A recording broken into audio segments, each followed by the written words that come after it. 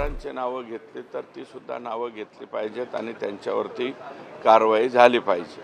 बीडच्या शिरूर तालुक्यातील अमानुष मारहाणीचा व्हिडिओ जो आहे तो समोर आलेला आहे. सतीश भोसले हा कार्यकर्ता तुमचा असल्याचं देखील सांगितलं जात आहे. अतिशय क्रूरपणे त्याने देखील मारहाण केलेली आहे, पैशांची उधळपट्टी केलेली आहे.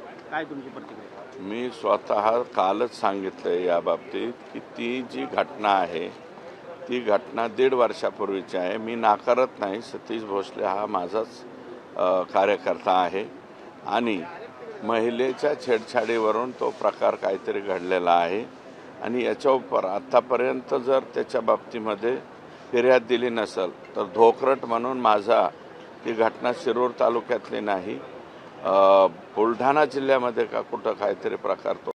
कॉमस्कोर नुसार आता isakal.com आहे देशातील नंबर 1 ची मराठी न्यूज वेबसाईट. प्रत्येक अपडेटसाठी isakal.com ला नक्की भेट द्या. घडलेला आहे आणि जे कोणी समोरचे पीडित असतील त्यांनी समोर येऊन गुन्हा दाखल केला तर त्याच्यावरती गुन्हा दाखल करावा असं मी स्पष्टपणे आमच्या धोकरट साहेबांना सांगितलं. खंडणीचे देखील आरोप करण्यात आले. खंडणीचे देखील आरोप आहेत. आशीर्वाद आहे असं दस म्हणालेत आणि याबाबतची कॉल रेकॉर्डिंग हे पहा, असं काही करायला कोणाचा आशीर्वाद वगैरे असतो का? हे असे काही घटना घडायला आम्ही आशीर्वाद देतो का? काहीतरी विनाकारण बोलू नये. मी स्पष्टपणे कालच सांगितले, विक्टीम तो समोरचा जो कोणी पीडित असेल तो जर पुढे आला तर त्याने फिर्याद द्यावी. भाजपचं भटके विमुक्त आघाडीचं युवा प्रदेश सहसंयोजक पक्ष आहे ते त्यांच्याकडे. आता हे मला माहिती नाही पद आहे का नाही, ते पद तपासावं लागेल.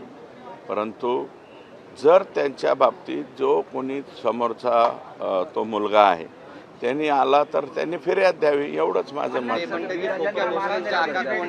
आणि या आकापर्यंत सुरेश दस पोहोचणार का?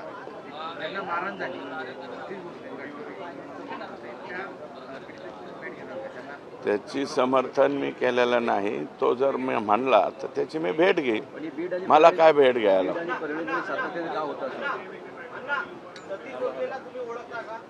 मी ओळखतो. सतीश भोसले हा कधी कधी माझ्याकडे येतो.